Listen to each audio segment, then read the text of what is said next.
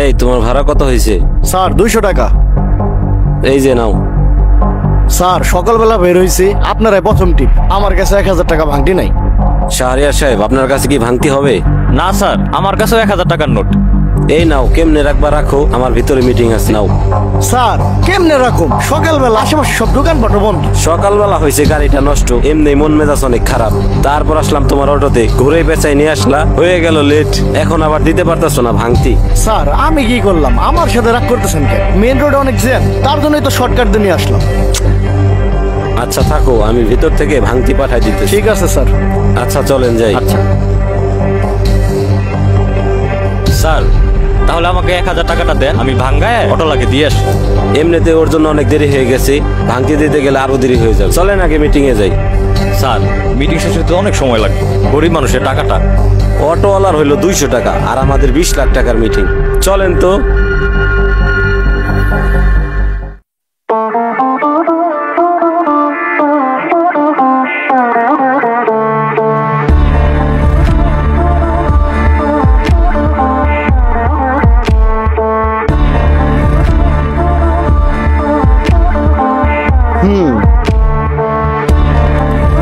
আপনাদের প্রজেক্টটা তো আমার অনেক ভালো লাগছে, আপনাদের সাথে ডিলটা আমি করব।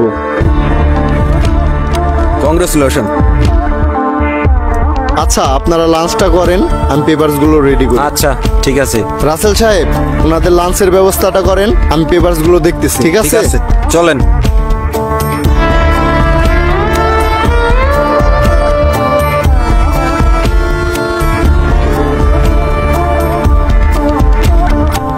স্যার আপনাদের লাঞ্চটা অনেক ভালো ছিল, ধন্যবাদ আপনাকে। আপনাদের পেপারসগুলো রেডি হয়ে গেছে, ডিলটা অফিসিয়ালি ডান। স্যার পেমেন্টের ব্যাপারটা? রাসেল সাহেব আজকে তো আমাদের ব্যাংকের লিমিট শেষ, আজকে তো কোনো পেমেন্ট হবে না। ও আচ্ছা, তাহলে এক কাজ করেন, আপনারা নেক্সট উইক আসেন। আচ্ছা ঠিক আছে।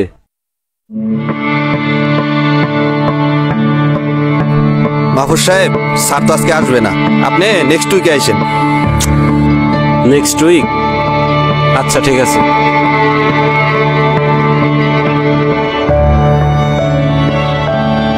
স্যার কি সত্যি আজকে আসবে না? না, স্যার তো একটু বিজি আছে, স্যার আজকে আসবে না, আপনি নেক্সট উইকে আসেন। আবারও নেক্সট উইক?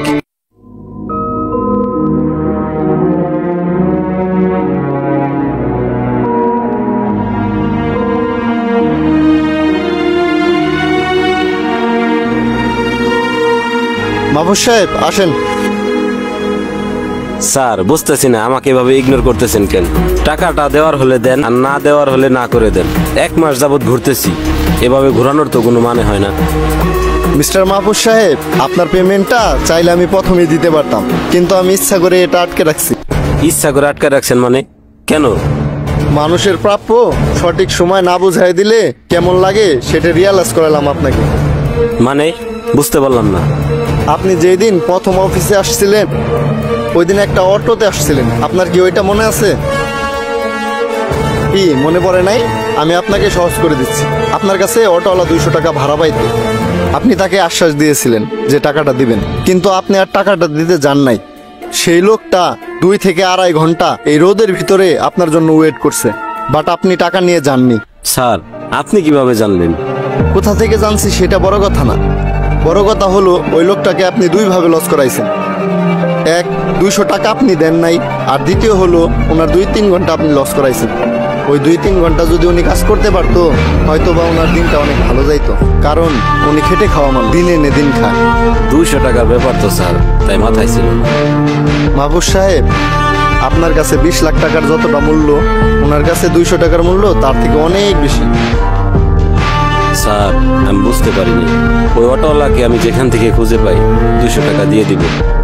থাক, সেটার আর প্রয়োজন নাই। রাসেল সাহেব বলেন। আপনাদের কি মনে আছে আপনাদের লাঞ্চ করানোর পর আমি একটু বাইরে গেছিলাম? তুমি এখানে অটো রাখছো কেন? জানো না এখানে অটো রাখ নিষেধ? যাও অটো নিয়ে। স্যার ভিতরে আমি একজনের কাছে ভাড়া পাবো, কইছো তো দিয়ে যাইবে, এখনো তো আইলো না। ভাড়া পাবা? কার কাছে ভাড়া পাবা? স্যার ভিতরে 2 জন শার্ট ঢুকলো, একজন সাদা শার্ট পরা আর একজন কালা শার্ট পরা, 200 টাকা ভাড়া। আমাকেই তো দিতে বলছিল। এই নাও।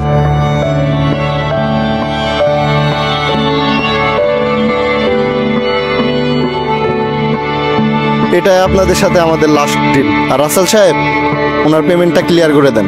স্যার আর ডিল কেন করবেন না? আমাদের কাজে তো কোনো ফল্ট ছিল না।